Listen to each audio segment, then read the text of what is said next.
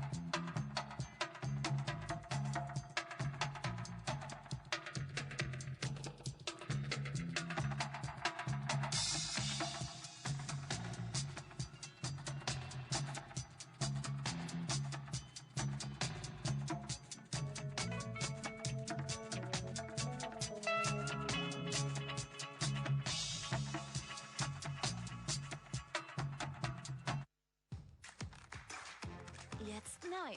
Joyfills. So mini, luftig und unwiderstehlich knusprig. Mit einer köstlich cremigen Füllung. Joyfills entdecken und vor Freude abheben. Jetzt neu im Keksregal in den Sorten Oreo, Milka und Oreo Schokokaramell.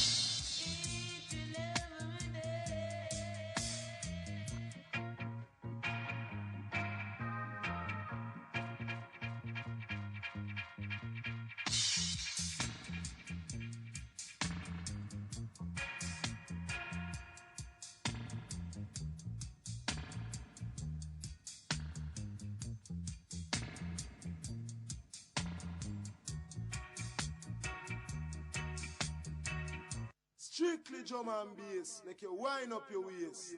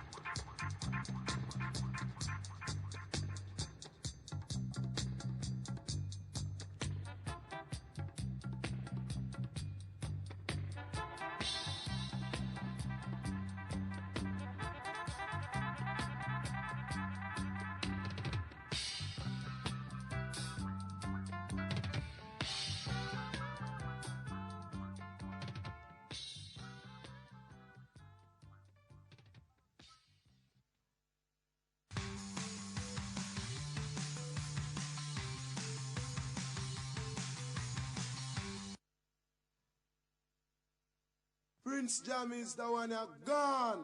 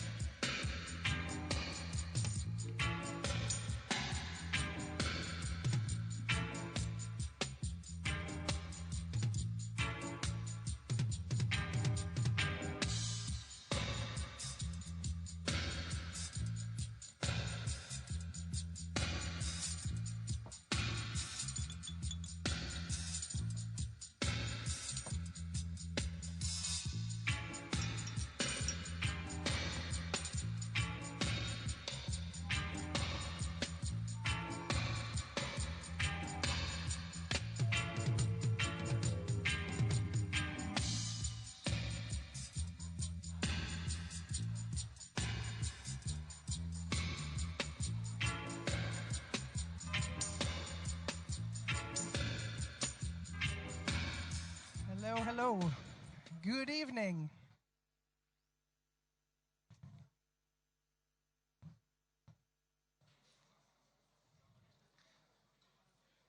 Good evening, ladies and gentlemen, and welcome to Club Bahnhof Ehrenfeld.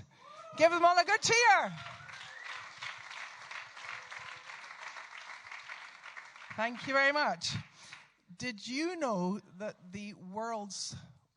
one of the world's most famous scientists actually predicted the development of the science slam as an art form? It was Albert Einstein. Woohoo! He said, if you can't explain it simply, you don't understand it well enough.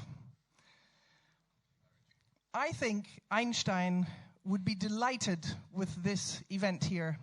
I think he would be reveling in the fact that science has come down from its ivory tower to be presented in an entertaining, maybe simple, understandable way for us normal citizens here. And that's what the Science Slam is all about. My name is Lizzie Schlüssel. I don't usually have thunder accompanying my presence. I don't know what's going on here, but never mind. It's very dramatic. And I teach at the German Sport University. I would like to extend a very warm welcome to all of you slammers here. Cheer them on here.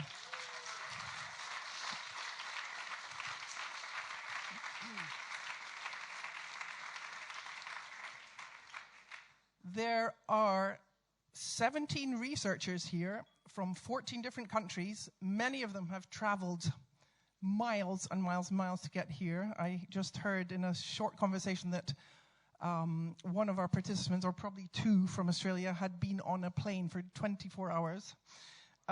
So they have spared no effort and cost to be here.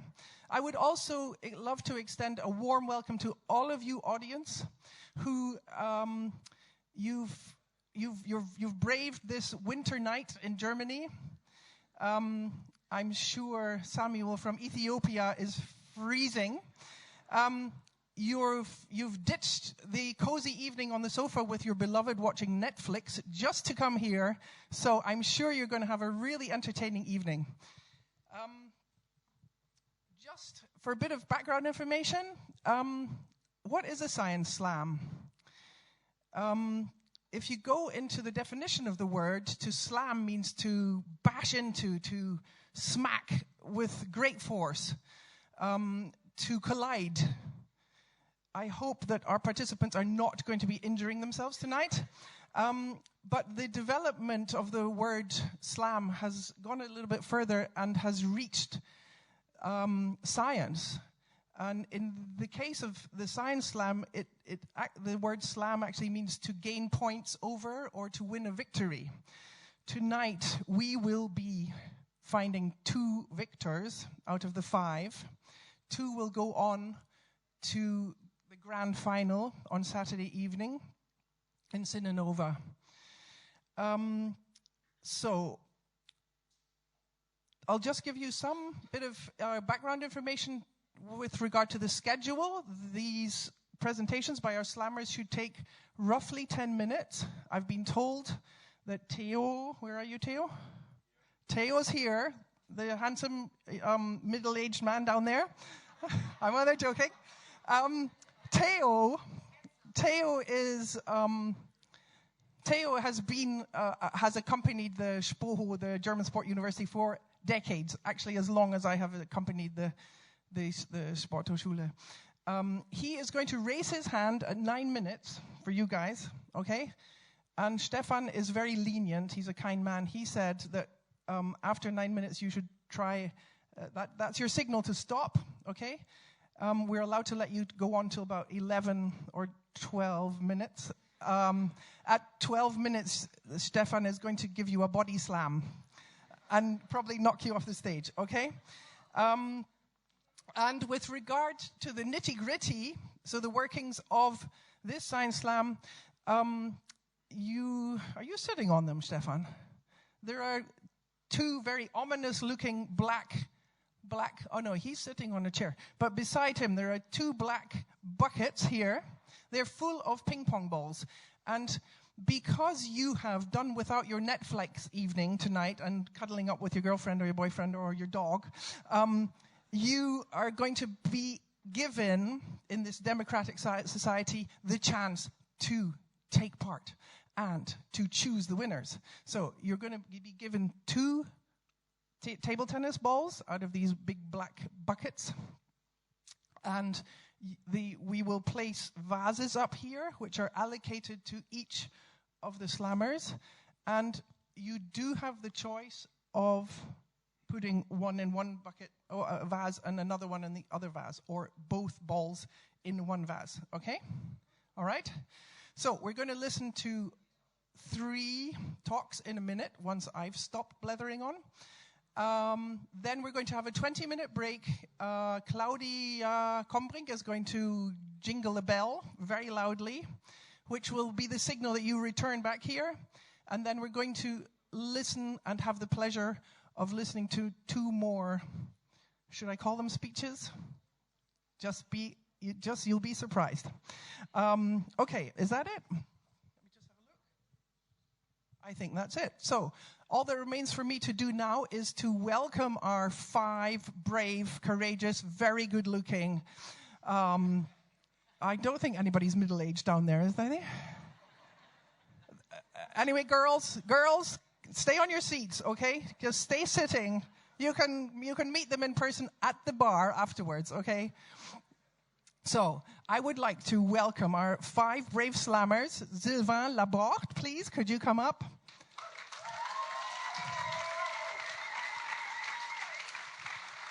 Then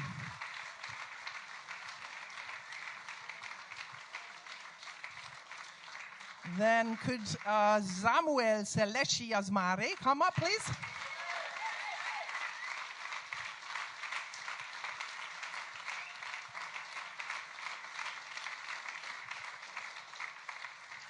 Michael Simmons.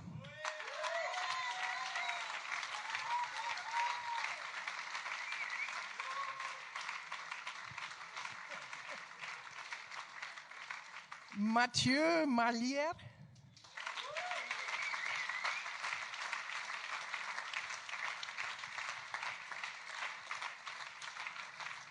And Daniel Rojas Valverde.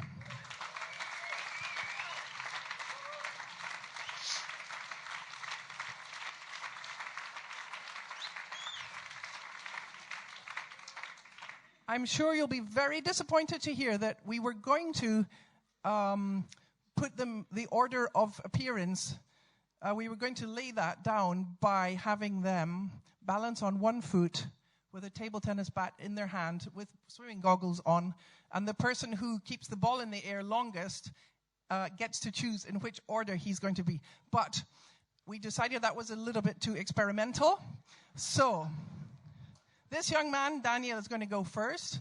Do you want to stay up here, Daniel? Do you want to stay up here?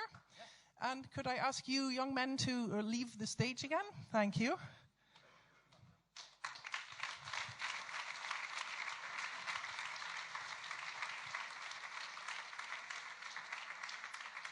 So, welcome to Daniel Rojas Valverde from the National University of Costa Rica.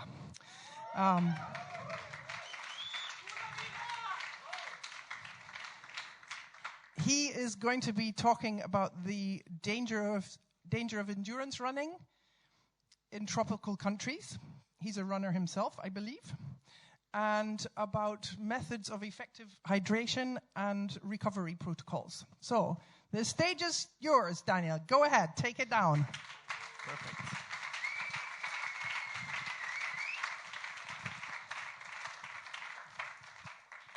Well, hello everybody. I am Daniel Rojas Valverde, Costa Rica. So, if you don't know Costa Rica, it is not Puerto Rico, please. It's Costa Rica. It is not an island. So, Costa Rica is around over here. And well, that's another thing. I am here to talk about endurance running, but not common endurance running. I am talking about what it is dangerous to run under certain conditions of heat, and humidity. It is very, very easy to run distance or marathon in 12 degrees. It is optimal, or 10 degrees.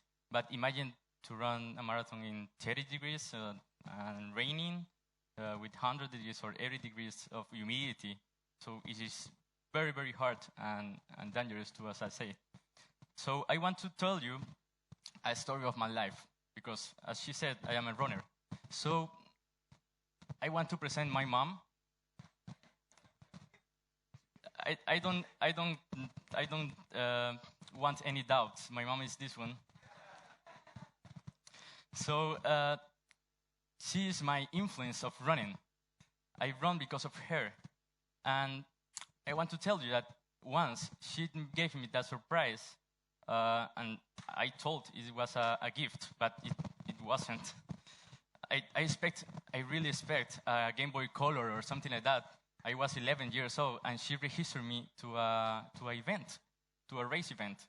And it was not a common race event. It was the worst event that you can run in Costa Rica. It is a beach side, 10 kilometers, under the middle day sun that push you down to the sand. And it is very hard, so I run it. I just don't keep growing up. It's the same size now. I should realize it. So I wasn't prepared to run this marathon, this race, this 10K race. So I used like that old Adidas Classic tennis, and cotton and a t-shirt of cotton. It is cotton, so you cannot sweat. It's very, very, very crazy. Look me at that running in the beach. As you can see, it was midday, so it's very, very hot. So I want to ask you to get up those people that have ever run 5K. I love that everybody like, okay. So this 5K, okay, and there is a lot of people. That's very good. So I want you to stand the people who have ever run 10K. Okay, just stand if you have ever run 10K. Half marathon. Wow. I think that's the cutoff. The cutoff is half marathon and 10K. A marathon.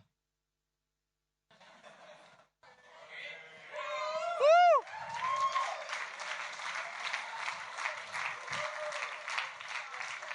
That's very good. You can raise your hand to see you. If you run a marathon, good. Now it gets a bit difficult. 60K or 50, it doesn't matter. Is there anyone? Yeah, good.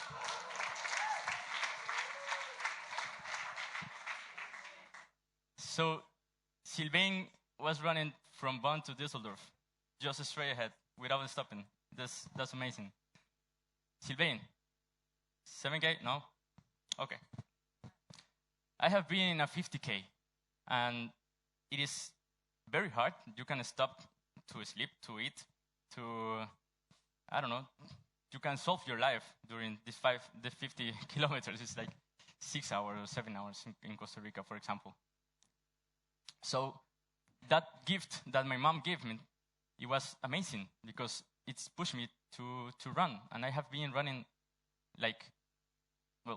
that I was diet there because I have been running for 12 years now, but once I decided that why not I can enjoy my country running. So if you know Costa Rica is surrounded by volcanoes, waterfalls, very good looking animals, and a lot of beaches. And in Costa Rica, the organizers of events are very, very, very creative. So they put a race in the middle of the day through 50 kilometers, for example. Or they put a 50K through the mountains of Costa Rica.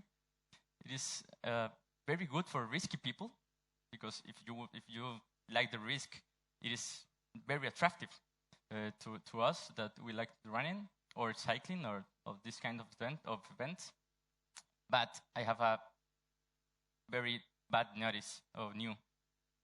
It is not that good for your health to run in these conditions. It's hot environments and humidity environments to 3 or 5 or 6 hours.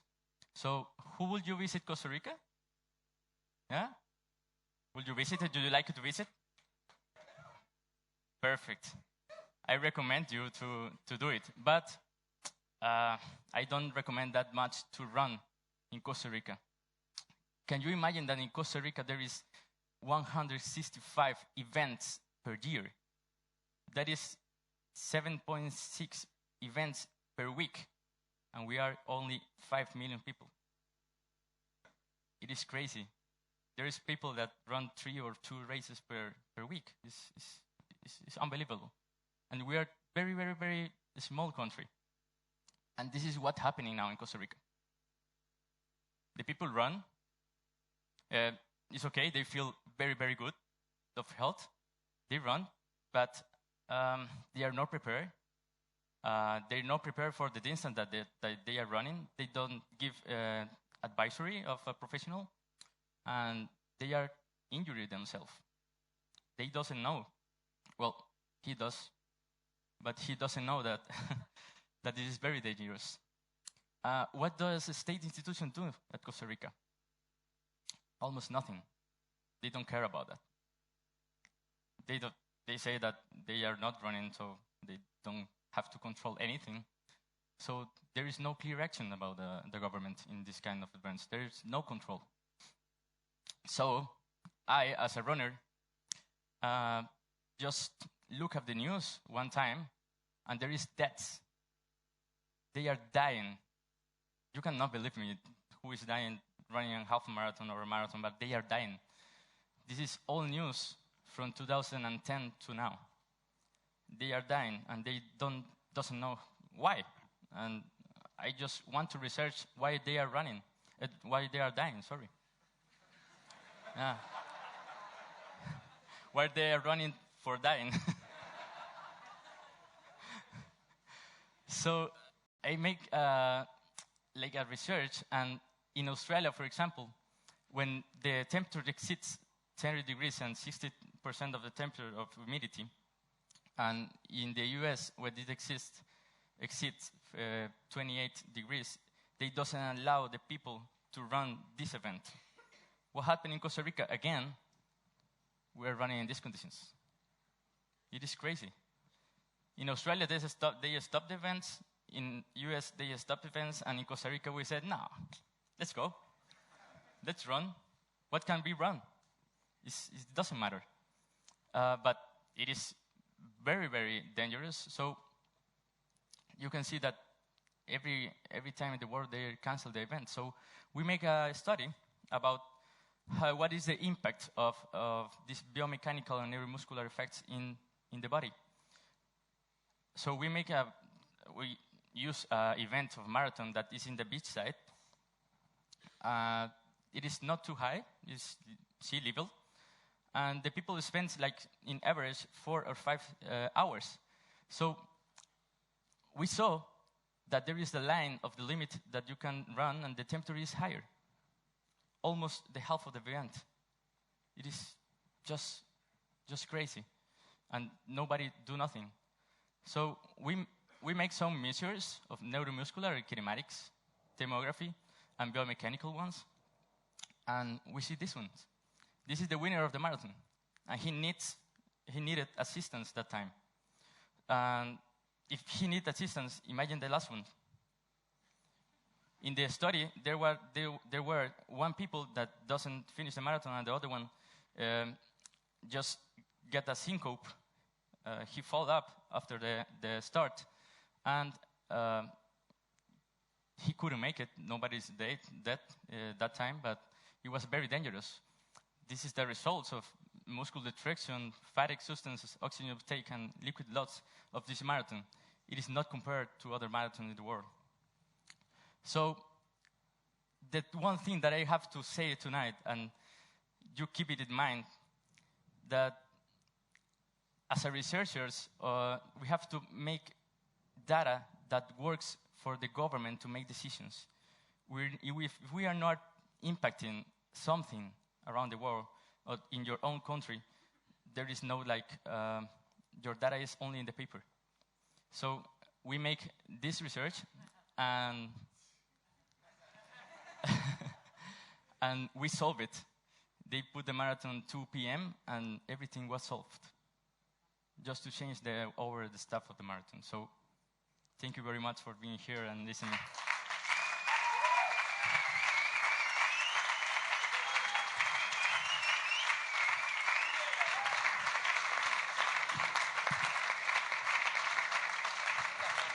That's really nice. Thank you. Thank you very much, Daniel. That was I see very you. enlightening. No, please stay here. Okay. I was just wondering if you could tell us why there is such a craze for running if people know that it seems to be very dangerous, and it cannot be terribly pleasant running in the tropical heat, surely. Why is there such a craze in Costa Rica? There is like a tent to participate in this kind of events because of the risk. And they know that they are doing it wrong, but they finish a race and they feel okay. But there is no problem to run one race. They are running this race 2 or 1 per week during all her life, and they are gonna be with a disease in the kidney, for example, and they are dying. Not because of one race. It is because of the cumulative races that they are running of. And so what are the measures that you, as a researcher, have found out to fight against this? What measures are you taking? What prevention measures are you taking as a researcher? Yeah, we took these results and we went to government institutions and we said, this is what we found. This is what you are allowing to do to the organization of the events. And this is what's happening with the athletes. So they just put a rule or follow rules to the organization of the events. And they change the hour not to get exposed too much to these conditions. And some athletes just get concerned about their health, so they ask for advisory. And apart from running, what do Costa Ricans like to do sport-wise? Well, what's your main sport over there? Well, surfing. Oh, yeah. Yeah. There is nobody dying about surfing. Surfing, soccer. Yeah.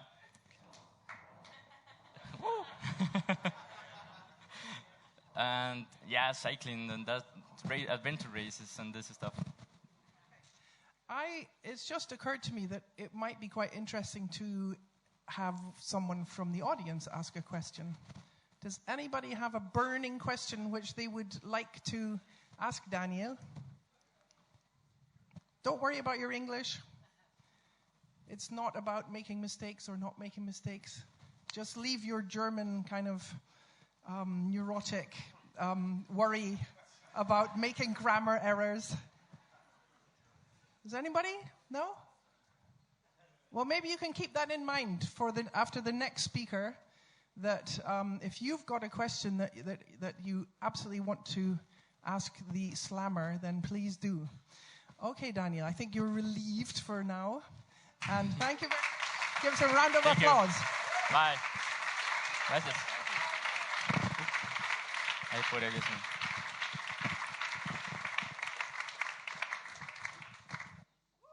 my notes. So, the next slammer to delight us on this stage is Samuel Seleshi Asmari from Ethiopia.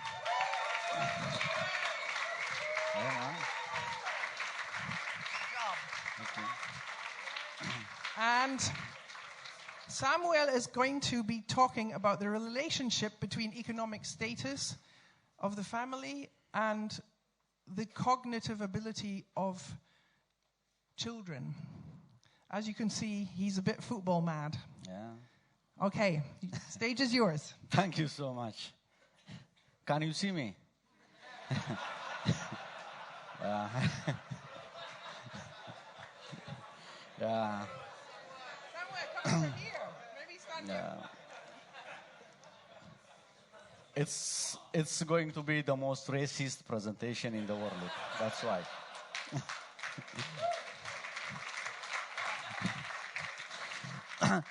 Back home, we are very much into football. We really like and we really love football. No one stops us, including cows, camels, no one. Not only loving, we are also very much creative in making traditional balls like this. It's made up of plastic bags. I know that it's nuclear physics for you. You can't even understand it. But what really amazes me is we can't even transfer this creativity to the playing field. We are not that much good at in the World Cup. We can take the 2018 Russia World Cup as a case study. 5 nations from Africa, 115 players from Africa, but no one could make it to the to the knockout stage. Even a single player. How could it be? To the contrary, France. France has won the World Cup and lifted up the trophy. What makes France and Africa comparable? What makes? I think Trevor Noah has got the answer. According to Trevor, the France national team, it has a huge African identity since 15 players have a descent from Africa. All those players have roots from Africa. I told you it's like a racist presentation. So why Africans born in Africa? Why Africans born in Africa, and why Africans raised in Africa are different from Africans born in France? Africans raised in France. I do have the answer. It's stunting. Have you ever heard the word? For sure you don't. I don't know. Stunting. Stunting it's an impairment of growth and development due to poor nutrition, frequent infection. For instance, I have so many tattoos. Actually, it's a forced tattoo. So, sorry. Which one is the light? Here is France. No data about stunting.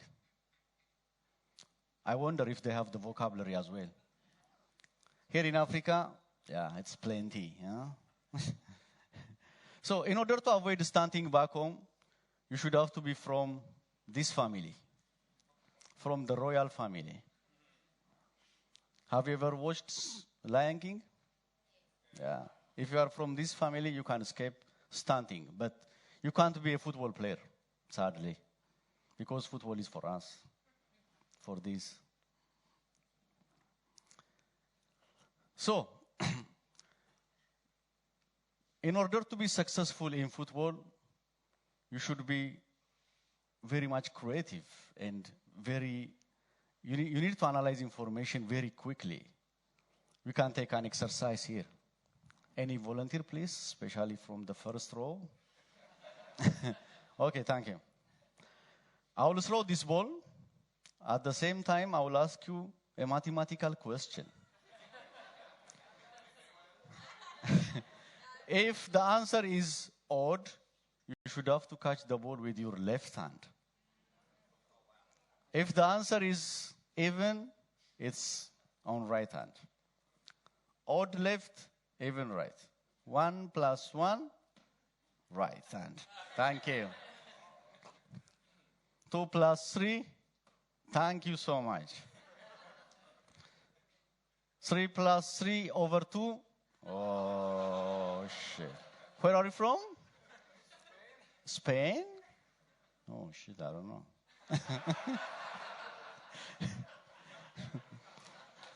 So, we have tried to analyze the impact of economic social status or economic status of families on the cognitive functioning of students.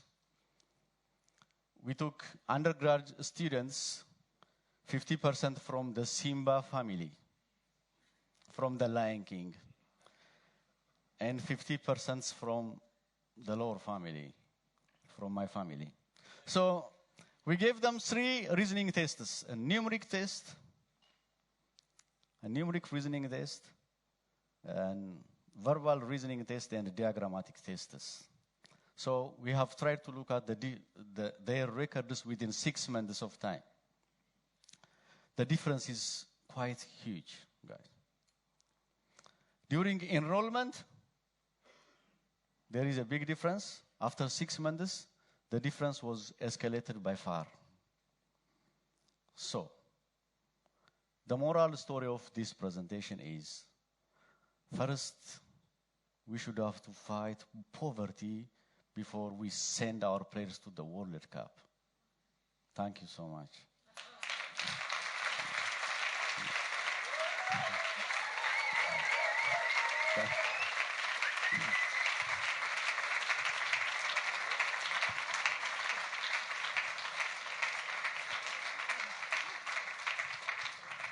Okay, thank you very much, Samuel. I'm going to stay down here so that you lose your angst. Yes? And I would, in the case of this presentation, expect a huge number of questions for Samuel because you Germans are football mad. Yeah. Is there anybody willing to ask a question? Don't make it hard, please. Yo, here we go. Good girl. Yeah, So thank you so much for your interesting presentation. It's really inspiring. So poverty really is a huge issue and also inequality. What recommendations would you have, especially for the next generation?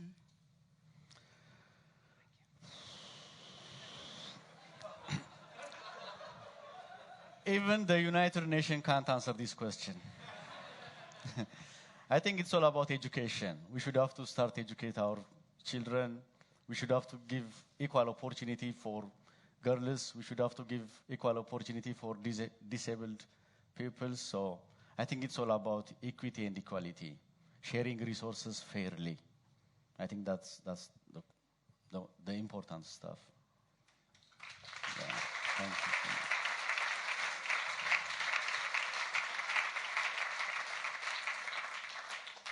So are there any concrete measures that you're taking in Addis Ababa or Ethiopia on the whole? Do you have any kind of sport promotion programs for disadvantaged children, or what are you doing to counteract this problem? Yeah, actually, this picture is taken from I have a weekly TV show on the national television. It's a 1-hour television, and we advocate the value of sport in changing society, in building the nation through sport. So I co-host a TV program weekly. That's personally I do this. Wow, you're the Ingo Frohböse of your university. Good job. What is that?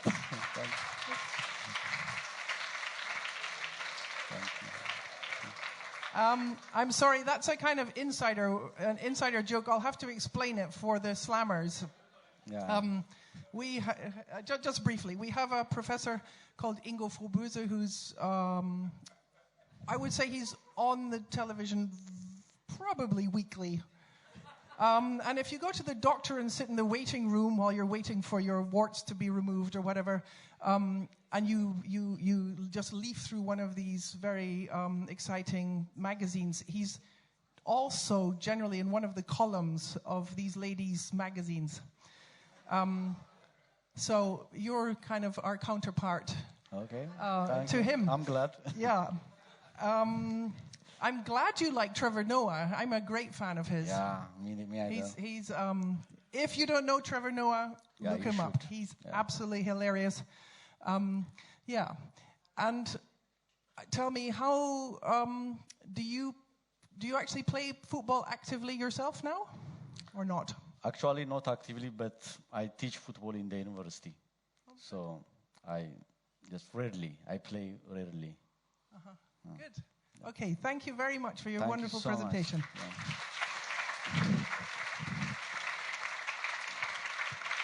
Thank you so much. Thanks. Good job. So now we have the pleasure of listening to Mr. Michael Simmons. He's from Queensland, Australia. He's a physiologist, a basketballer.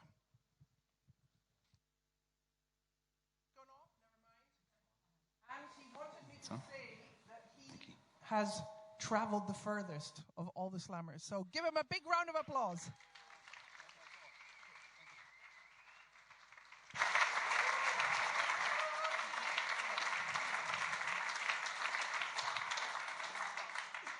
So I just want to give you a quick bit of background. So I'm from Austria, from the other side of the world. We're not the red and white flag, we're the blue flag. If you're under the age of 35, you've probably backpacked around my country. If you're over the age of 35, we're kind of that other one. Anyway, now that I've offended nearly half of the room, I just want to let you know that I'm really interested in red blood cell physiology. Okay, so that's a really interesting area, particularly if you're into Dexter.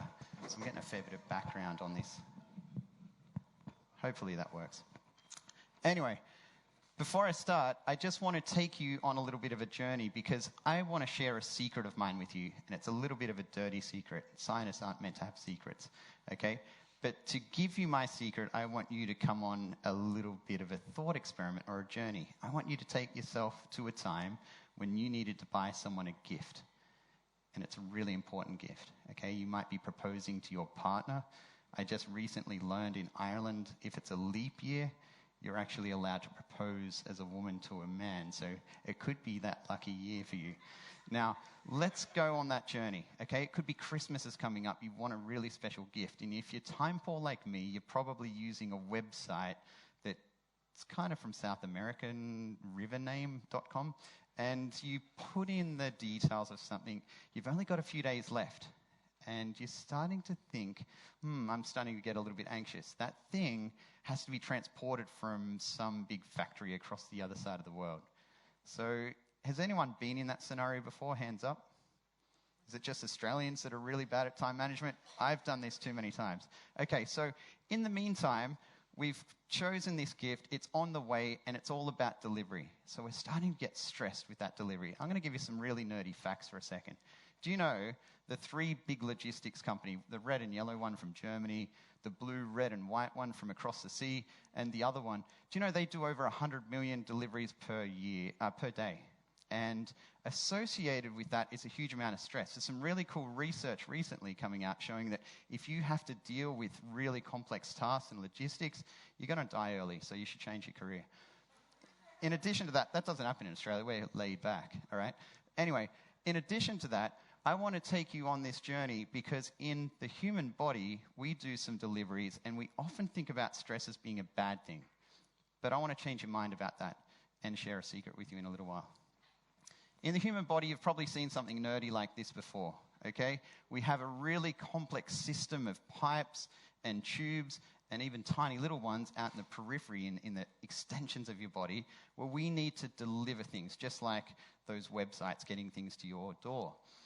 Now, I want to get you to focus not on the tubes and the pipes and the heart, but on the fluid that we're pushing around the body, because that's where the delivery or the gift is really coming from. We all know that oxygen is really important, and the way that oxygen actually gets delivered to your body is on the back of these little guys. These guys are red blood cells, okay? Red blood cells, they make your blood red. We probably know that.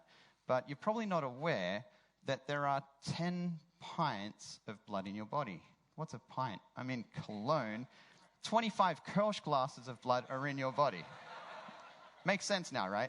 Now, you've got 20 to 30 trillion of these red blood cells in your body at any given time. And so the deliveries, or the number of deliveries that you do, actually mammoths what those three companies can do each day. Do you know about 28.8 quadrillion? That's 28 and then 15 zeros. I'm not a mathematician. It's a huge number.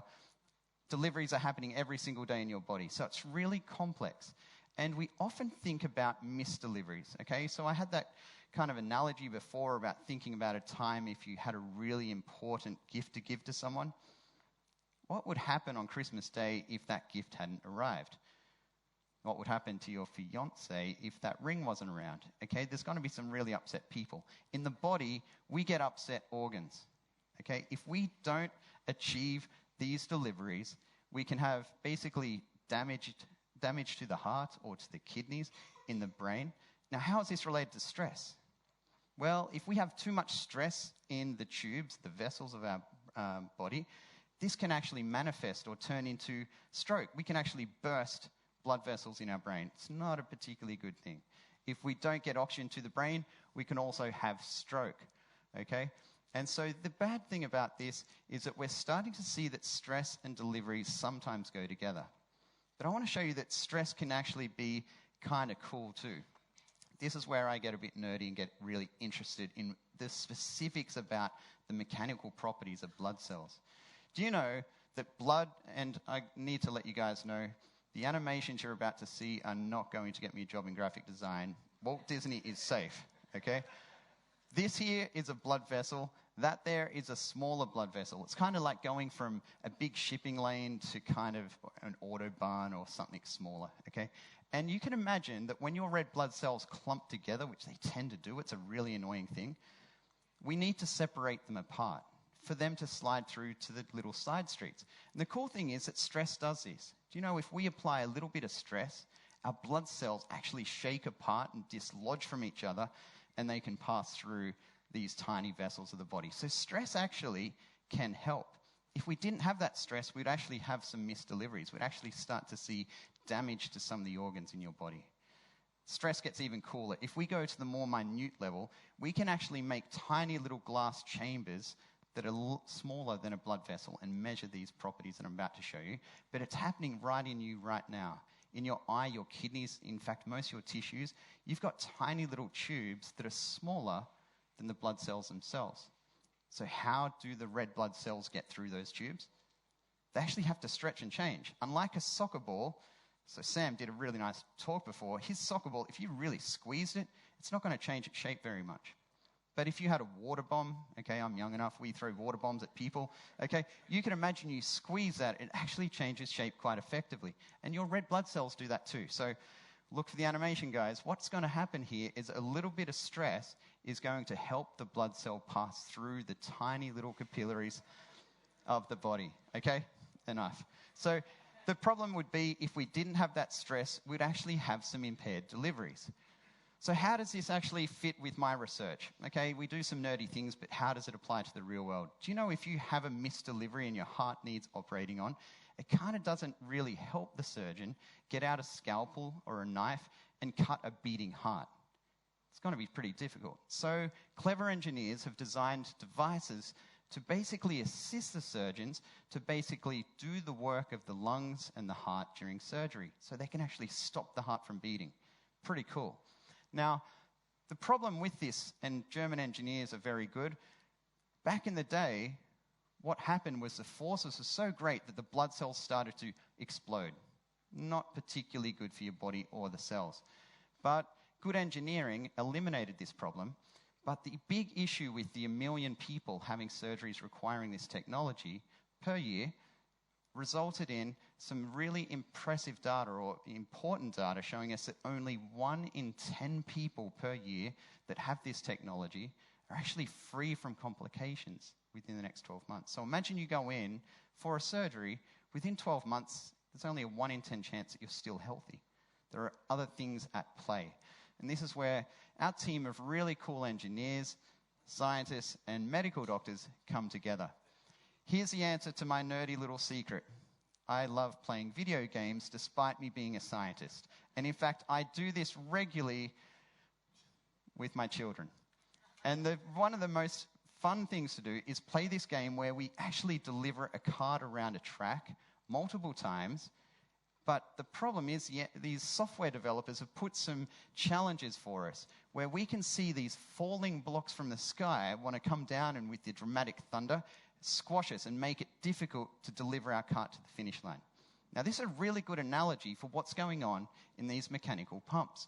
Despite the cells actually still being there, after they've been squished, they effectively start to change their shape. They don't stretch as much as they should. They basically become like soccer balls and very rigid. Or the cells start to clump together so much that they can't fit through the very small vessels of the body. So, bit of a nerdy lesson. How does this happen? This is really exciting science to us because we're actually showing that there is an impact of these forces on the blood cells.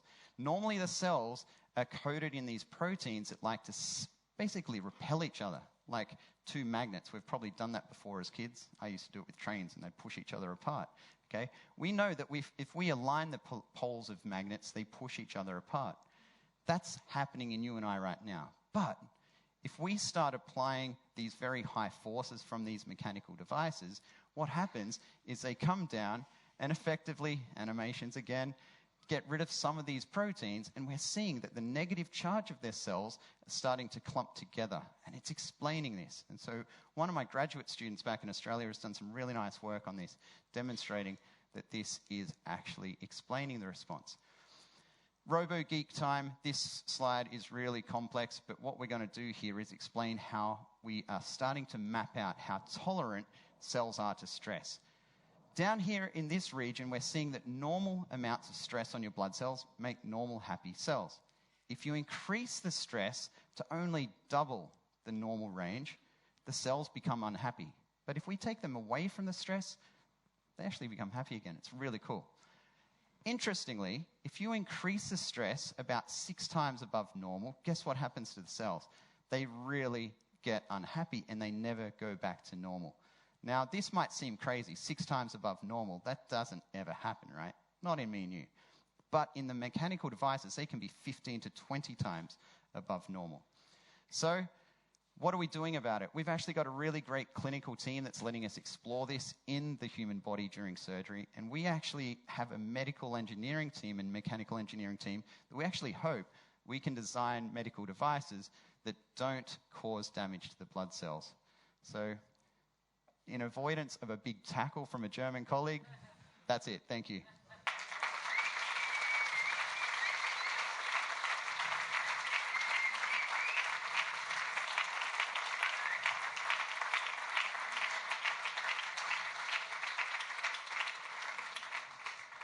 Thank you very much, Michael. One question that I'm really keen on knowing the answer to is, how did you propose to your wife? Wow, put me on the spot. And this is If going you want to live tell us, back if you home. want to tell us. Is your wife here? No, back on the YouTube, I guess. Okay. I better get this right. It's been a long day.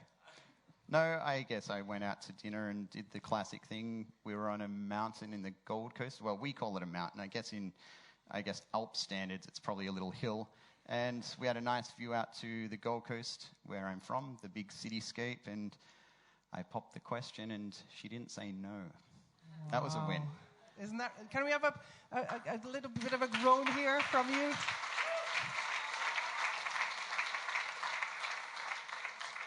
I like that I just got clapped for doing something like 15 years ago or something. It's awesome.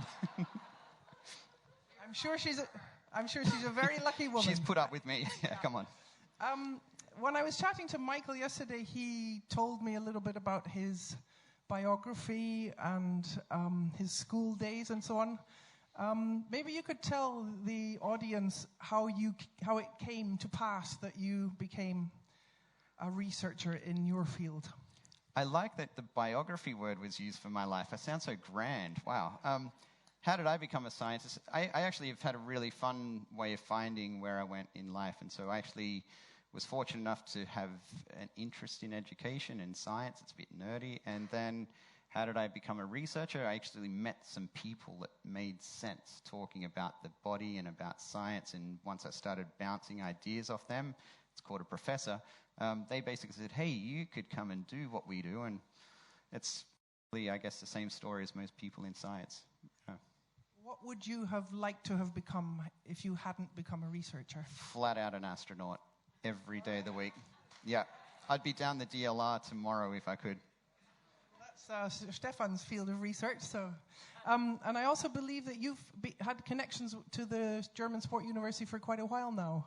Yeah, so believe it or not, the reason I know that the Kelch glass and the pint don't really align, this is my 5th visit to Cologne, and there are some fantastic people here in the Sporthochschule, and I tend to find that researching with people and collaborating with people and meeting like these slammers, it's really invigorating because we talk different languages, we got different cultures, but we kind of think the same. It's quite amazing, and so to be able to go to Istanbul or Page in Hungary or to here in the Sporthochschule or LA in the US, they're a bit different depending on the government. But yeah, it's nice to travel the world and actually meet people. Yeah. It's nice to travel the world and meet people that actually contribute and make you see the world differently, but we also do great work together. Thank you very much. Can we have a round of applause for Michael?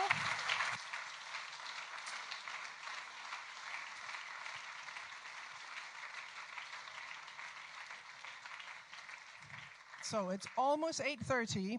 I think Michael had a very interesting thought at the end about the mixing of the cultures, the traveling around, the getting to know, enriching your cultural knowledge and your social contacts through talking to people. So there's a bar out there. I'm sure they'd be delighted if you drank lots.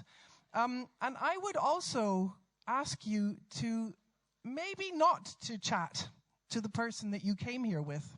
Maybe go up to someone that you haven't spoken to before, or someone that you found particularly interesting. I did say they're a very good-looking group of men here. But no, I would ask you to try and use this. This is a one. No, it's not a one in a lifetime, but it's a very unique experience. I think I don't really know of a comparable event. So go up to people, chat, ask the guys questions who've spoken so far. And when you come back and sit down here, I want you all to have had the experience that you have exchanged a few words with someone that you hadn't expected to speak to tonight. So we'll see you back here at 8:50. So in German, 20:50 Uhr. Okay? I think you'll hear a loud bell. So have a drink.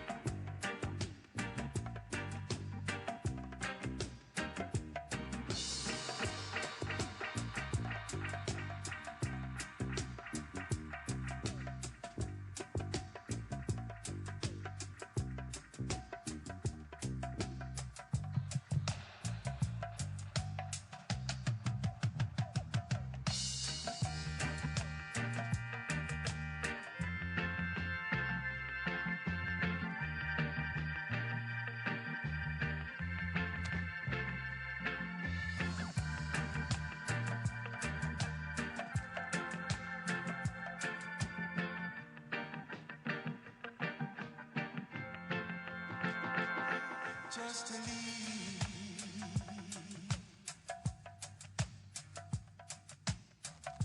Got my sister Sandy and my little brother Greg, yeah, yeah. By a big old wagon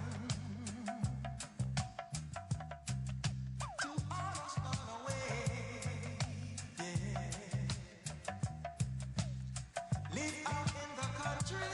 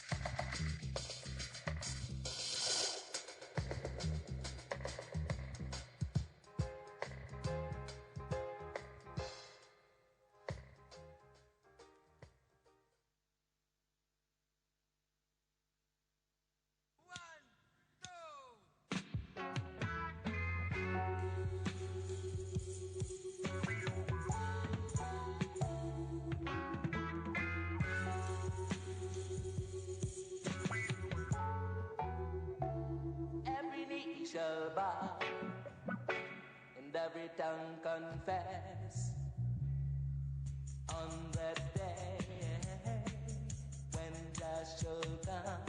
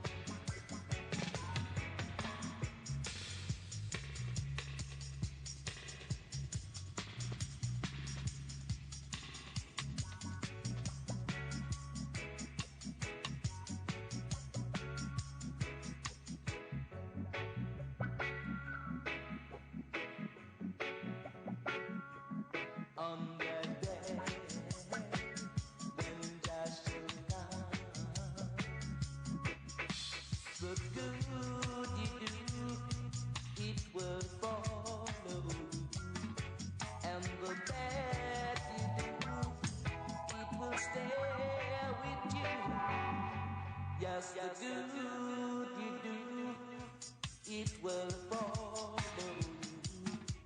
And the bad you do, it will stay with you.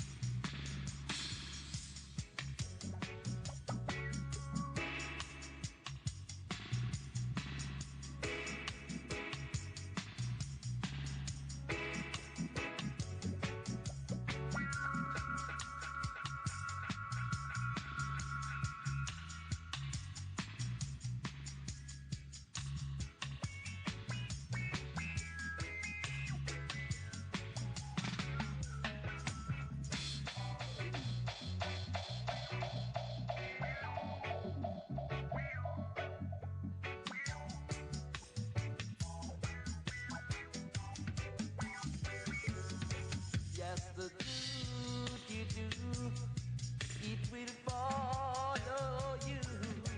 And the bad you do, it will stay with you. Every knee shall bow, and every tongue confess. On that day, when Jah shall come.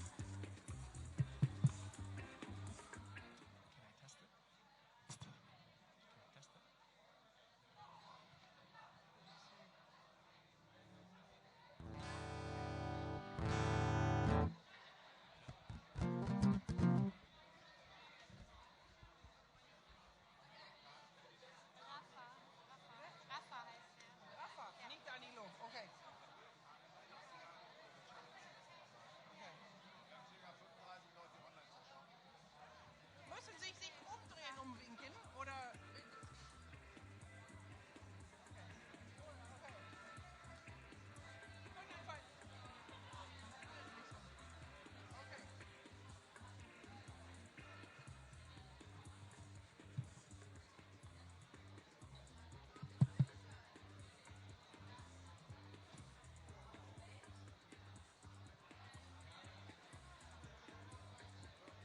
Hello there. Hello, hello, hello. And welcome back. Are you enjoying yourselves?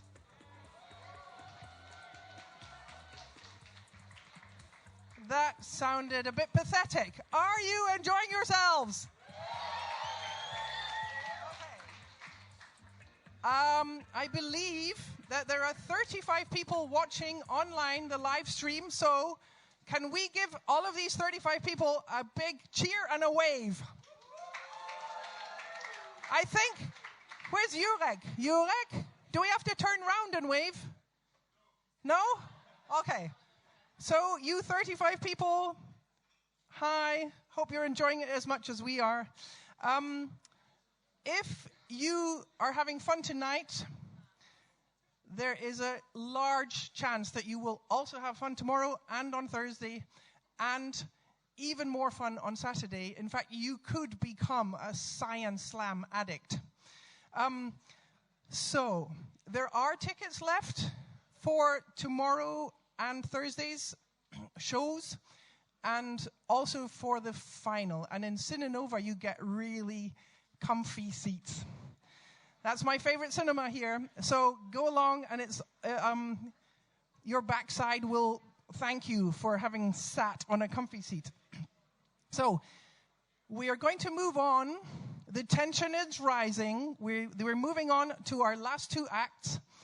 I'm not going to give the secret away about these last two acts. You'll see that there are some kind of contraptions here built up. Our first speaker of the post-break phase is Mathieu Malière from the University of Ghent. Come on up.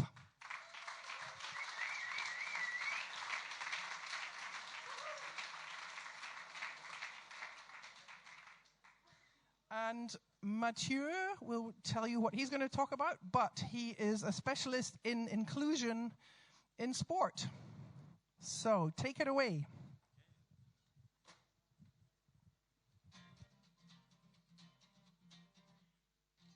Is it working?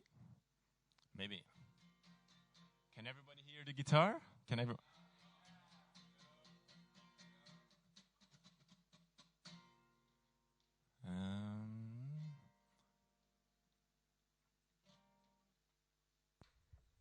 There's always something, and this is going to be the one that will do it.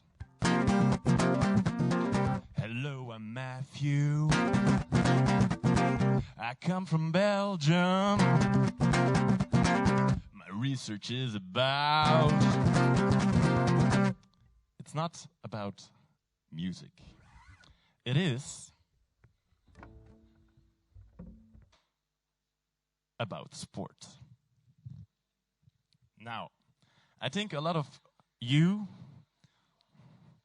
Is there someone behind there?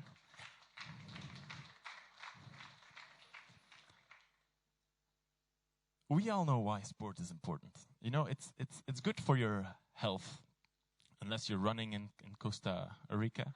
But it's also good because you feel better. And when people feel better, they are more happy. And more happy people, they make this world a better place. Hence, sport participation and engaging everyone in sport participation is all about making this world a better place.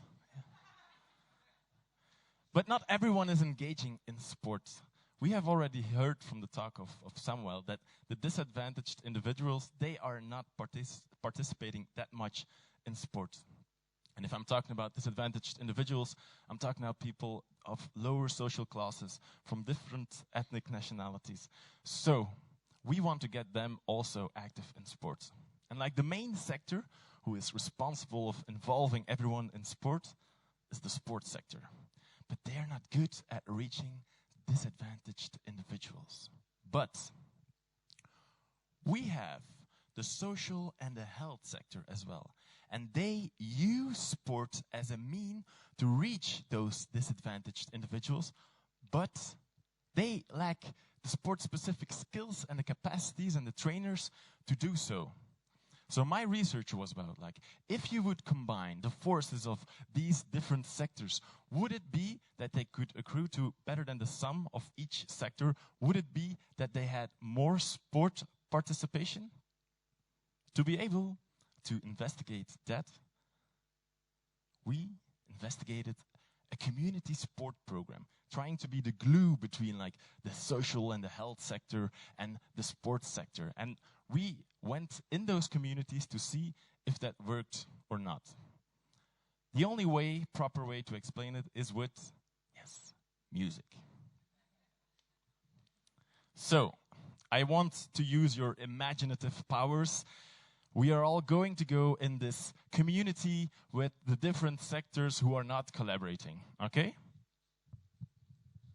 So, is everyone in kind of community? Okay.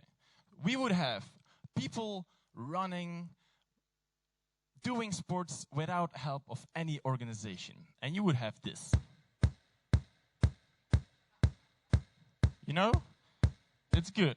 They don't need help of anybody. But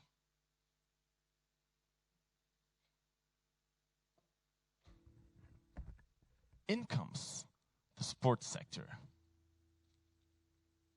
Now the sports sector, they are very good in building sports infrastructure, sporting sport clubs and everything, and they play the guitar.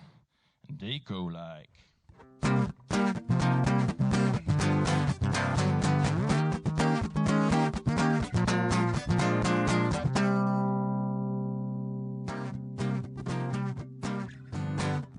Oh yeah, can you feel it?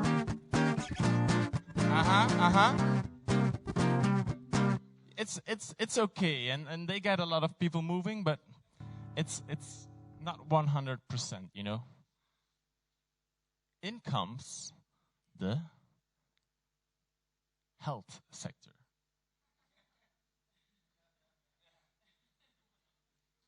Oops. So the health sector, I'm going to get rid of the guitar. The health sector, they're like all these local practitioners, the doctors and the local health communities. They want to get people physically active. And they do this by playing the piano. They go like...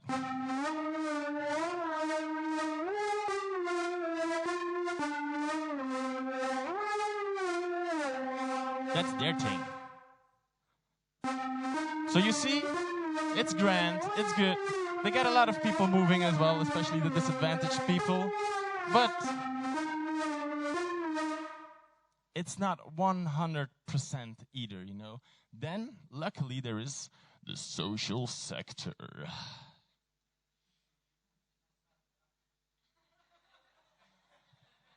And they have a totally different approach. They have the social workers, the integration office. They use sport as a way to empower people to create better social networks. And they have beats, and they go like... Okay. This is all wonderful, but this is not enough. Let's take us back from that community and let's go into a community where they have this community sport program, the glue between these different sectors, okay? Then it would look like this, Yeah. So, it would already look a lot more interesting, don't you agree? Don't you agree? Yeah, I think so too. So what they would do, just to give one specific example, they, for example, would have a bike school. Because the social sector thinks it's a way of getting these people, these disadvantaged people, empowered. You know, if they can go to their jobs on a bike, they don't need to buy a car, because most of them often are poor, and etc. So they can go to their work just by biking. And the health sector, they're like, oh, this is great. They're going to be physically active, and they're going to go to the groceries doing it with the bike and everything. So they are happy. Then the sports sector thinks like, okay, it's a good way of getting more people into sport participation. Great. Great. So they deliver the bikes. They have the courses and the classes for these people to be active and learning how to ride a bike. And if you could combine all of these together, you have...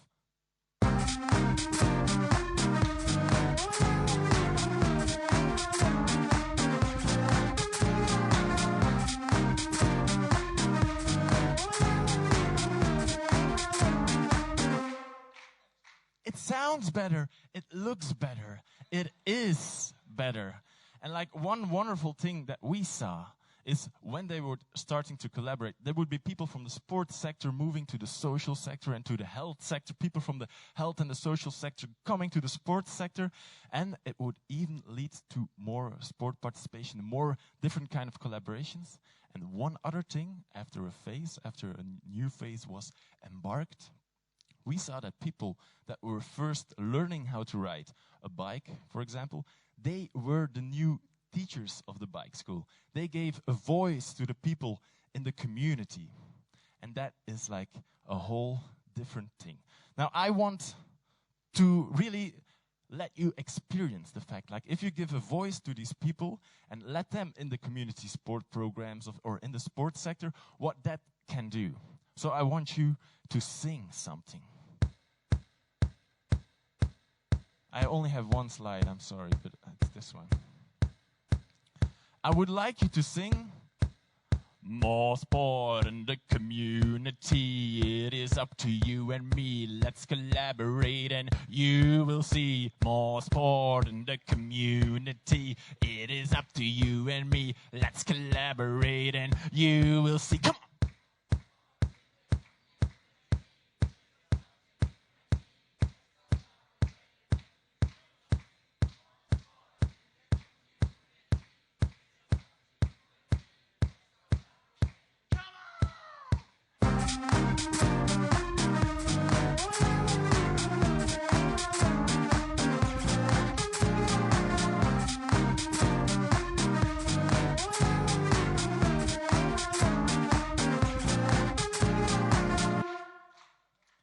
So, if I can pass one message, if we want to change the future, if we want to engage more people in sport participation, it's about intersectoral collaborations. It's about interdisciplinary work.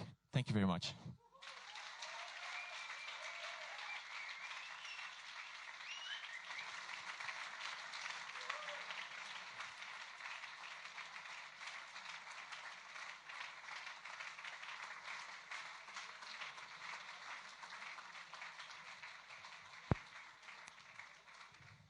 Thank you very much, Mathieu.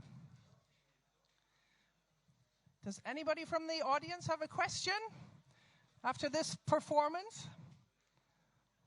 No one? Mathieu,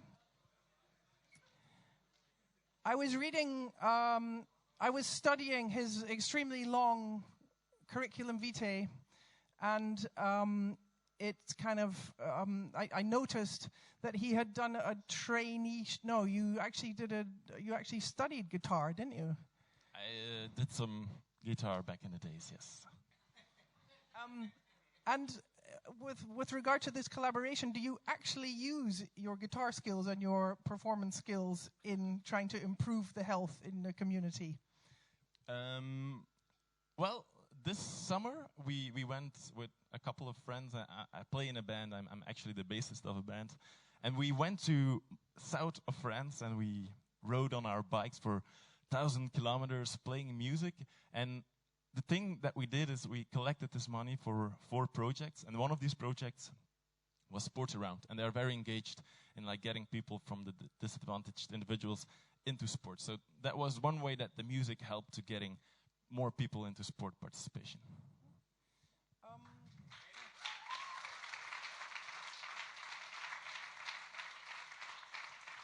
And what do you actually do in Belgium to encourage this interdisciplinary collaboration?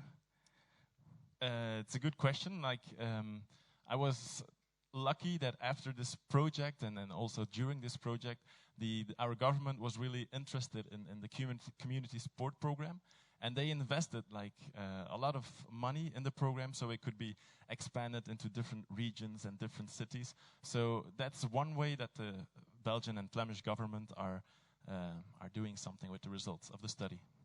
Yeah. And does your research team actually do you get a financial support from the government for your projects? Or do you have to raise the money yourself? No, it was actually a project like my PhD. It was funded by the Flemish government. It's called the Steunpoint. In German, it would be like a support point. And it was really interactive. How would it be? Probably Stützpunkt? Stützpunkt. Not bad. I'm from the, yeah, okay. So, so they funded the research. So that is a way, that they were really involved, and they also saw opportunities in getting these different sectors together. So yeah. And which sectors of the community in Belgium are actually the most disadvantaged? Is it racially loaded or? Well, we have I think my research was in one of the bigger cities in Flanders. It was in Antwerp. It's the city with the big port. And like every big city, they have a lot of migrants, also refugees coming into their city. So there is this question, and there's also this tendency of definitely 6 years ago of politics going a little bit more right. And I believe that sports and music are the two ways of getting people connected in a low threshold way. So if we want to be really like vital cities and vital communities, vital persons, I believe that we need to interact with people that we don't know, so we get rid of all our false beliefs, and because we're just humans and it doesn't matter the color or the social class and everything. So yeah, that's really one of the firm beliefs I have. Well said, eh? Thank you.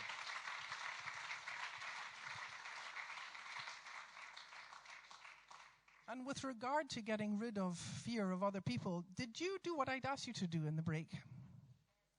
Okay, hands up who actually spoke to someone who they have never spoken to before here. Not bad, okay. You all get a free drink in the bar afterwards. All right. So we continue our musical journey. We're moving from Belgium to a Germanophobe Frenchman, Sylvain Laborde. His piano is just being lifted, his keyboard's being lifted up here. We have a bit of moving around to do here.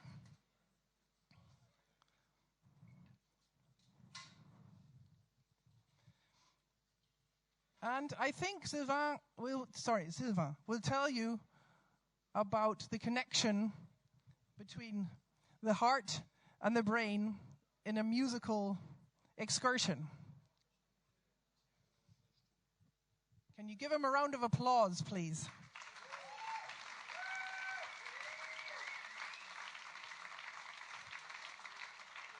Or shall I carry on talking, or are you okay? Choose? Sound check. Okay.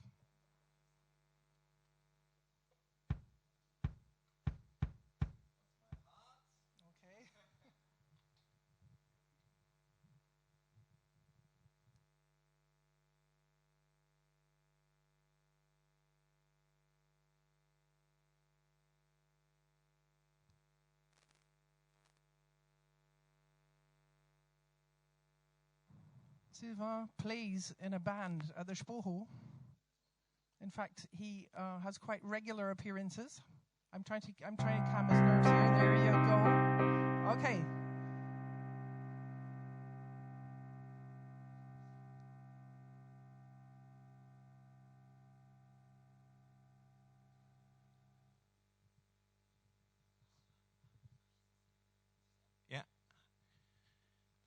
Good evening, Cologne. Good evening, World Cup Science Slam.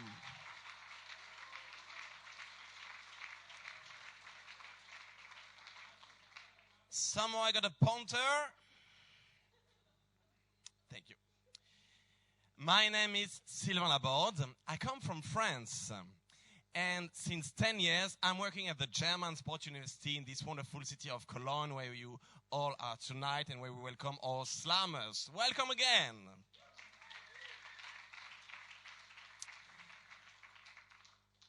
Tonight, I want to tell you a love story. I'm French. You don't mind if I say it right. It's a love story between the heart and the brain. And like any love stories, we are all excited to know about how it started, the very beginning, how it came to life. Well, for me, was I this little guy? No, I found my research topic watching TV. You can all do it. It was a very warm evening in the summer 2006. Do you remember this very warm summer? It was actually the 9th of July. And I think I was not the only one watching TV on this evening. What was on air? The final of the World Cup soccer with two teams. Italy against France. Who won? Yeah. No applause for that. No applause for that, please.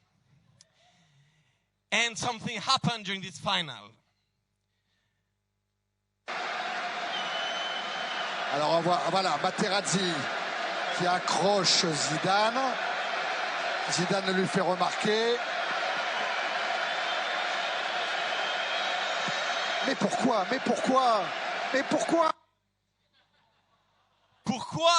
Pourquoi? Why? Warum? ¿Por qué? This question took my sleep away for weeks, months, years. And I decided to find out why. And you're getting the answer tonight.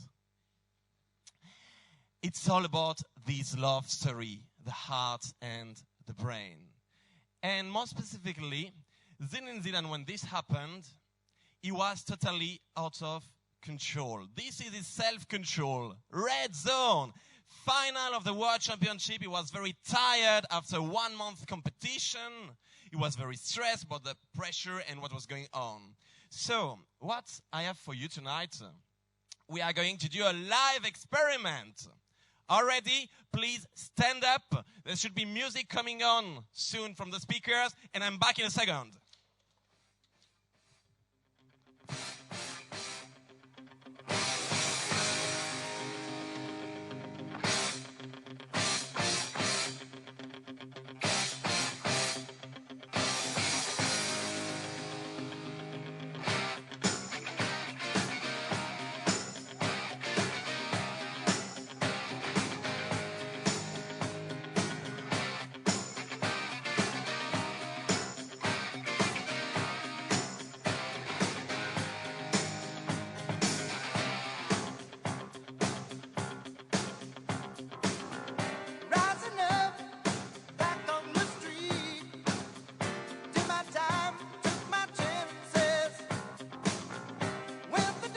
Did I miss something? Hello, Cologne. We are going to do the live experiment to do like Zinedine Zidane. So we are going to do some sports. My pointer. We do like this guy with all the squats. No. Everyone. It's a sports science slam. You got all right. This is it. This is it. Give me more. This is it. And now if you still got something, show me this.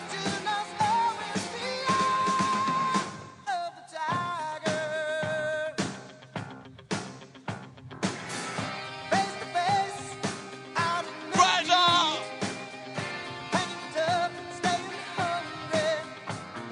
Clap your hands.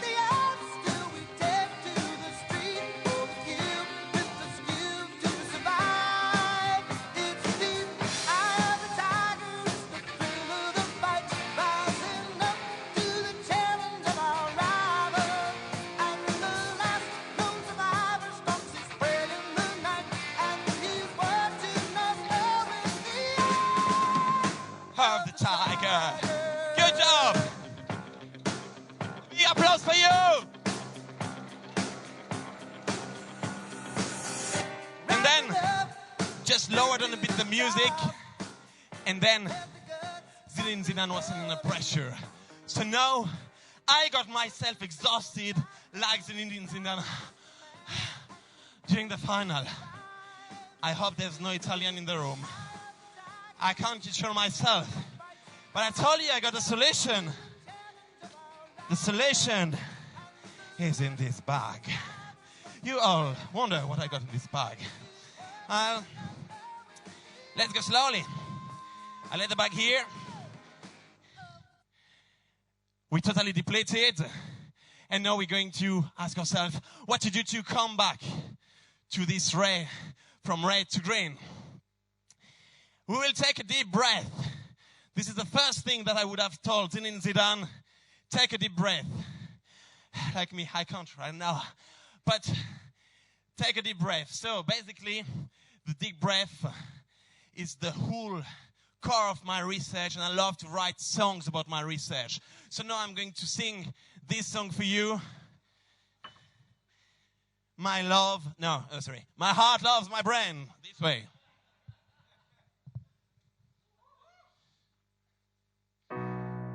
And you sing the right part. Love story like no one knows, like no life knows. My heart loves my brain.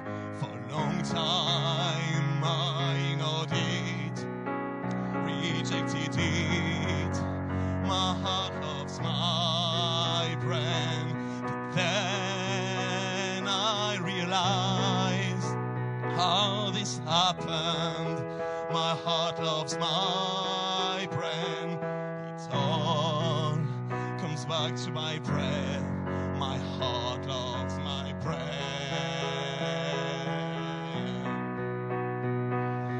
Breathing slowly and deep, deep and slowly. My heart loves my brain. Breathing with my belly, not with my chest. My heart loves my brain. Can you just feel this elegance, this resonance? My heart loves my brain. But then it happened again, and my heart loves my brain. My heart loves my brain. Just breathe with me. Can you feel it? It's like magic. My heart loves my brain. Just breathe deeply. My heart loves my brain. Just breathe slowly. My heart loves my brain. I feel so alive. My heart loves my brain.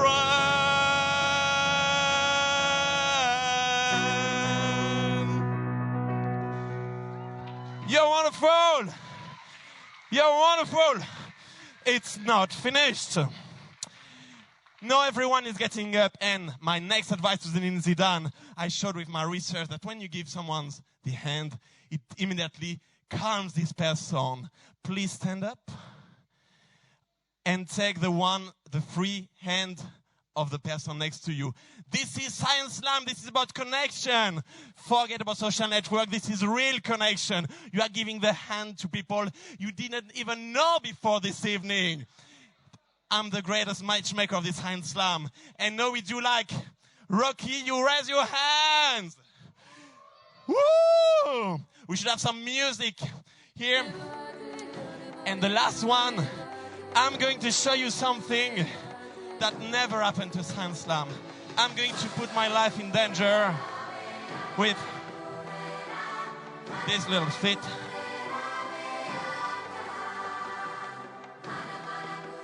I will do in front of you the diving reflex. I know that many people die running in Costa Rica. I hope I won't be the first one dying for a Science Slam. But Lizzie, our moderator, will be checking on me. You're right. You hold me tight. Hold me tight. Wait a second.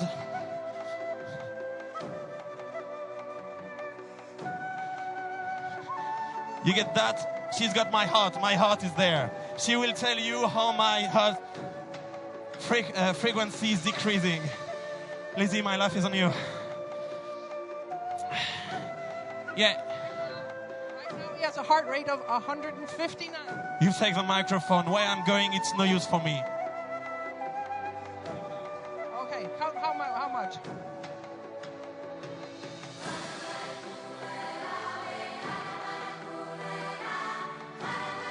It's 135, 131. It's still at 131, 129. 129. 121. 116.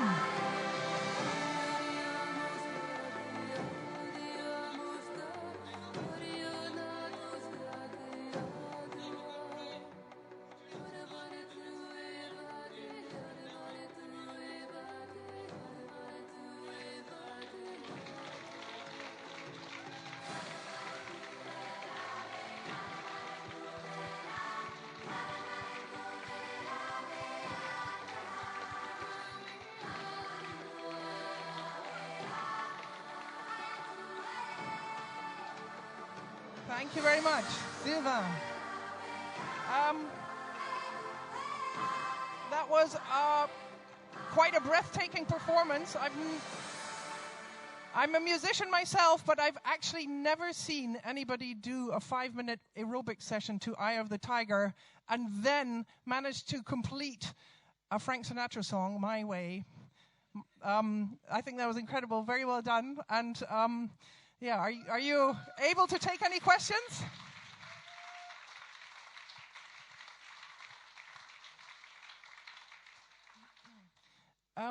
I believe you also work as a consultant in business in the field of how to lower your heart rate and lower the stress level. Can you maybe tell us a little bit about that? I'll give you your microphone back.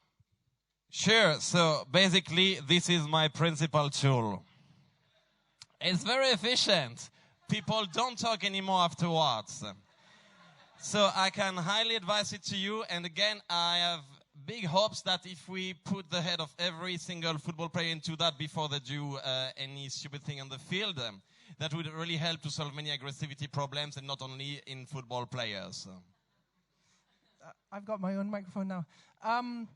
And I think it's intriguing that two of our slammers are also very accomplished musicians. Would you say that music plays a role in your life to the point of also reducing the stress? Because I've heard from a secret source that you are a little bit of a workaholic.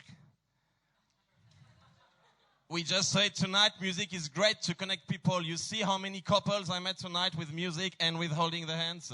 Yeah. So it's definitely stress relieving. Okay. Does anybody from the audience have a last question? Because this is our last slammer before we go over onto the voting session. Yes, please. That's my secret. And I'm going to tell you. In the back. Sorry, in the back, I thought. Okay. That's also... In this back here. There we go. Okay, but that's a very intimate secret, so this doesn't go out of this room, right? Shut down YouTube for a moment. So I need something to sleep. So I've got this little heart. I've got this brain, and the secret, there's a third little guy, and that was the secret to tell Zinedine Zidane that to get calm, you need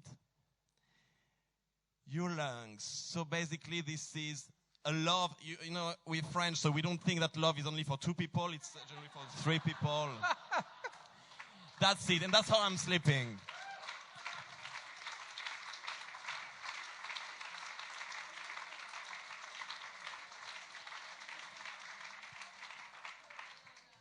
Okay, I think we'll give Sylvain a chance to get his heart rate lower. What is your resting heart rate actually as the only guy in the room who has actually run 60K? I think close to 50. Whew. And I ran here. I started with more than 150, oh, really? And I went down to 120. Yeah, 100.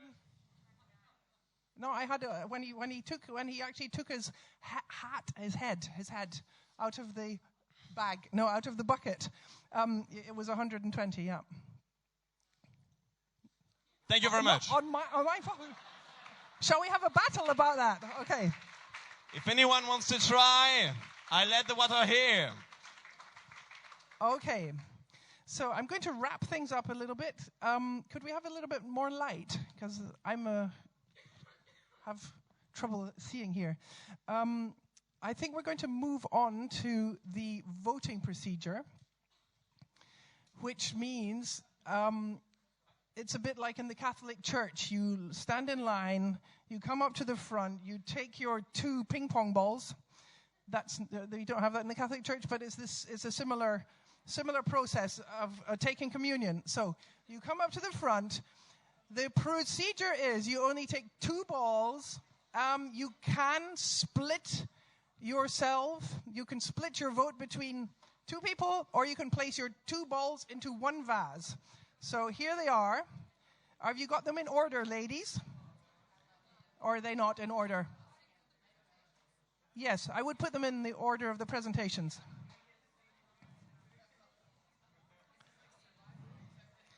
As you see, the German Research Foundation has spared no costs for the props for this show. So here we are. They're in order of appearance.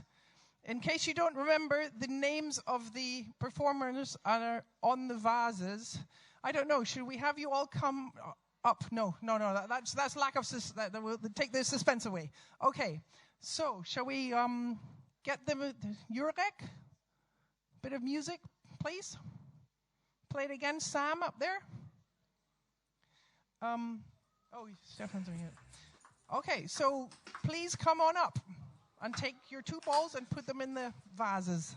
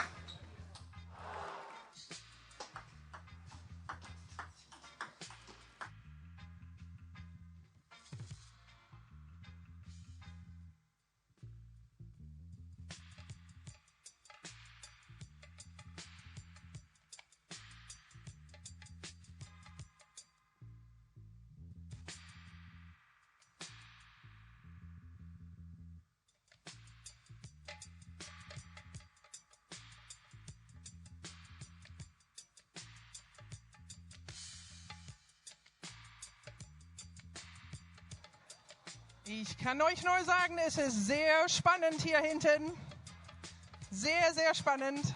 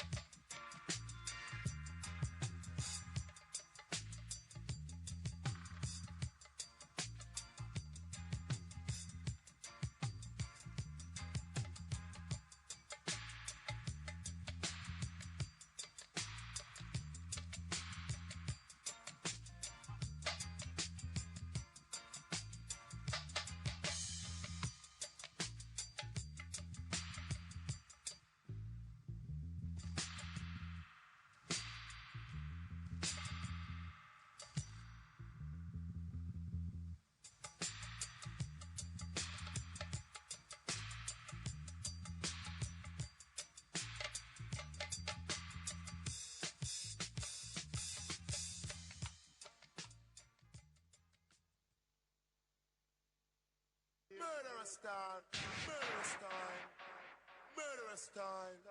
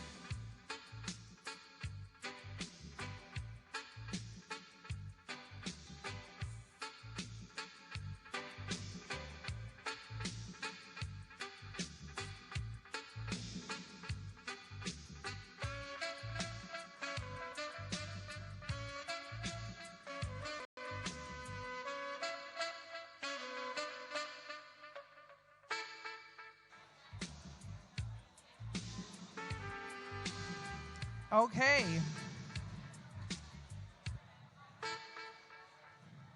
Okay, guys. The situation is somewhat tense, I would say. It's quite exciting getting the backside view of these vases. But the situation is such that we are going to have to count. Because even if we give these vases a good shake, we want to give you a fair result. Okay. So, more beer? Yeah, well, that would be an idea, wouldn't it? But it might take too long. So, Daniel, I forgot to summarize the attributes of each of the slammers, so I'll do that now. Daniel was the lovely gentleman from Puerto Rico who was inspired by his mother. Oh, sorry. I got it wrong. That was actually deliberate, from Costa Rica. Daniel from Costa Rica, who was inspired by his mother to become a runner and is looking for solutions. We have Samuel from, Samuel from Ethiopia, who is a footballer, also looking for solutions for the disadvantage of poorer children and in cognitive abilities. Michael from Queensland, Australia. The game-loving blood cell specialist. Michael, where are you? Michael was a little bit upset by my slightly intimate question about how he proposed to his wife, so I offered him in the break the opportunity to get his revenge on me and ask any question. Well, a question. Here you are, Michael. Oh, you're so sweet. Yeah. Well, I won't make any convict jokes. And no convict jokes. And he did tell me that he's about 60% English, so that's why he's such a gentleman. Okay, I'll get you a beer afterwards to make up for it. I'm sorry. We have the rockin' musical Mathieu, who managed to perform a kind of interdisciplinary musical show here, and Sylvain, the Frank Sinatra of the Sporthochschule. So, these are our 5 candidates. We are now going to have to count the balls. Sorry? Oh yeah. Okay, so no, we're not. I've received instructions elsewhere. We're not. Marita, can you come and help? We're going to reveal the levels here. Okay, ready, steady, go. As you see, I said it was tense. So, okay, we'll ask the audience, do you want to have another beer in this break? Or do you want us, shall we count these publicly? Publicly? All right.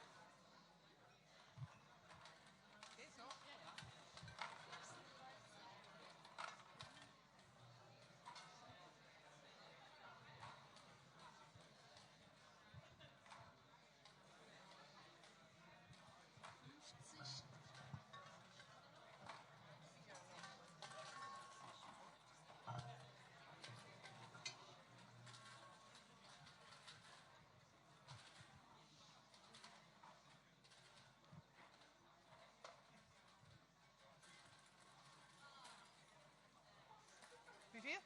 63 für Matthieu. Okay. Ja. Okay.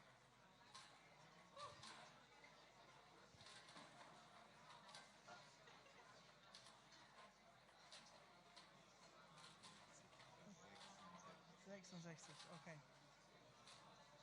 63, ne? Okay.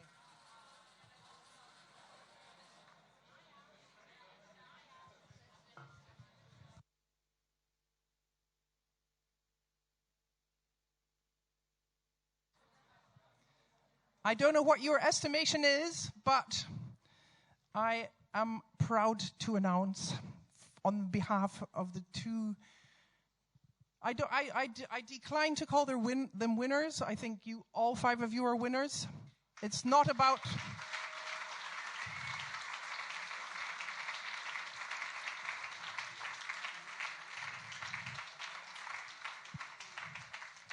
The 2 people who will be passed on to the big grand final on Saturday are, and now I feel like Heidi Klum, it's just a shame I don't have her figure, are Michael Simmons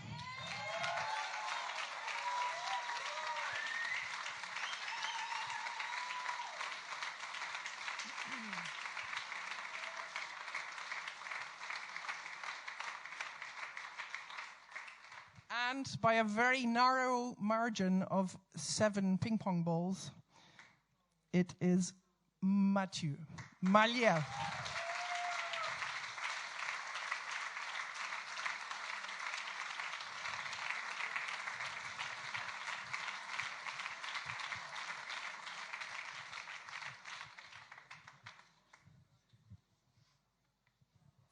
This event has been a very long time in the making.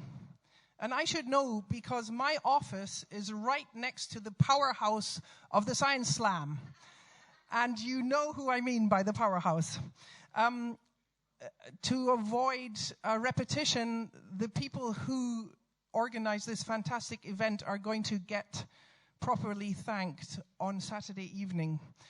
But please let me express our thanks to Danilo and this club Bahnhof Ehrenfeld for putting on and hosting this event. I think you've really enjoyed yourselves, and it's been very well organized.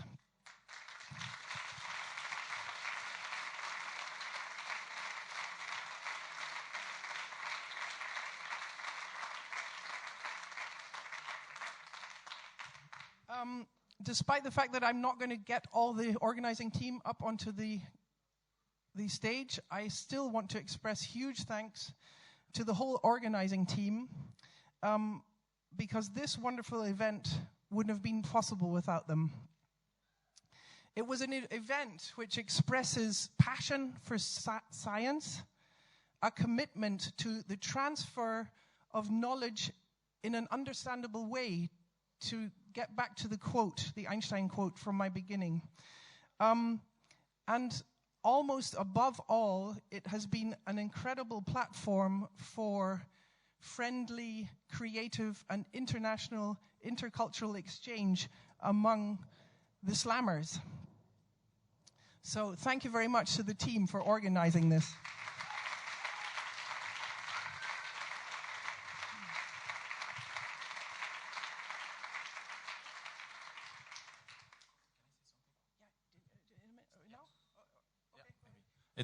I just want to say something, because my girlfriend has a very important presentation on Saturday, and meaning that I won't be able, well, if I want to be there and I want to support her, I won't be able to be here. So, and it's like 7 ping pong balls, so I would be very happy if Samuel could be the one being in the final and representing like all the slammers and me. That would be amazing if you would be able to do that.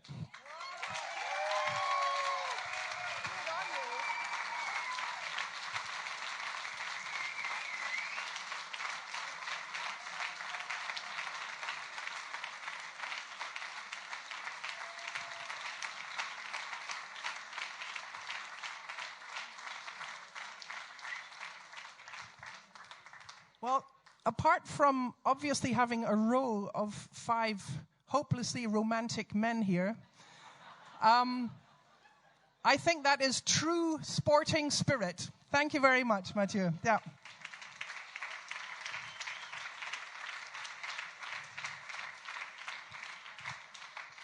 So I'd like to close the formal part of this event with a quote from Louis Pasteur. Science knows no country because knowledge belongs to humanity, and it is the torch which illuminates the world. I would like to thank Sylvain, Mathieu, Daniel, Samuel, and Michael for illuminating us tonight. Thank you very much.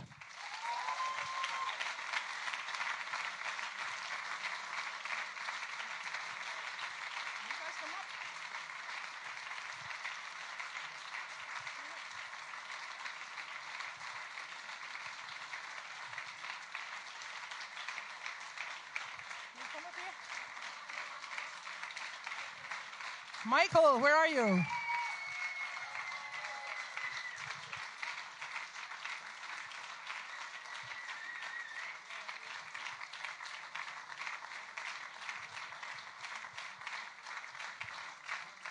Now, can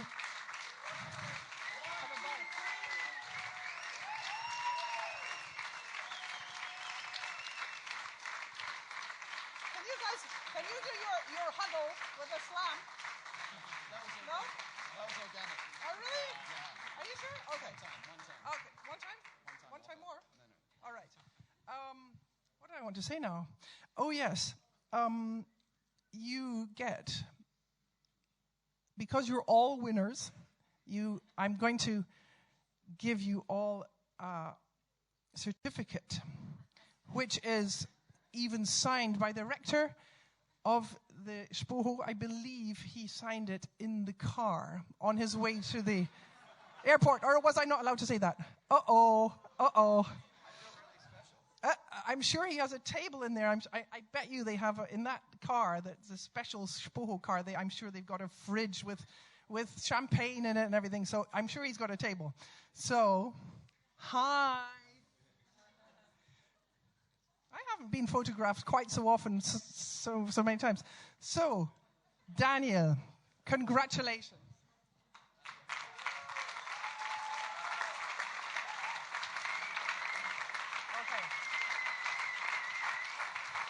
Samuel Saleshi Asmari.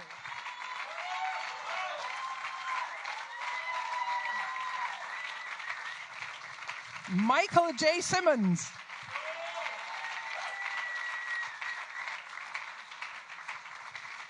Mathieu Malil.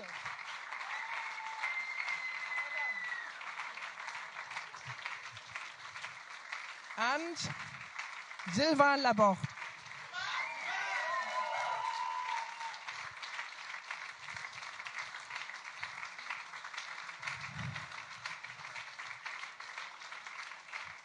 And because we're in Cologne, we've had the genius idea of giving them, all of our 5 winners, a bottle of Kölsch.